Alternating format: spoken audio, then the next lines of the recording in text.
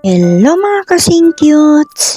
For today's video ay magluluto naman tayo ngayon ng yellow chips with egg. Ito ay isang Chinese recipe. Napakasimple lang niyang gawin at napakasarap din ito guys. So ito nga pala, maghuhugas na tayo ng ating yellow chips ng mga 100 times. Charot lang. Dahil mahaba siya, kinat ko lang yan sa gitna at nang mahugasan siya ng mabuti. So ayan nga guys, ginupit-gupit ko na siya para madali lang. Dati guys, hindi ko alam lutuin to, pero nung nanood ako sa YouTube, ganun pala ang pagluluto nito.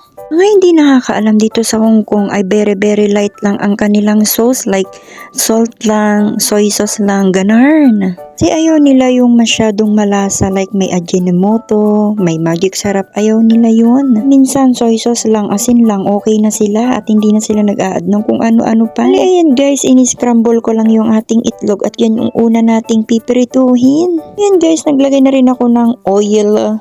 So ayan guys, nung mainit na yung kawali at oil, nilagay ko na yung ating itlog. Ayan guys, sorry na padami yung ating mantika.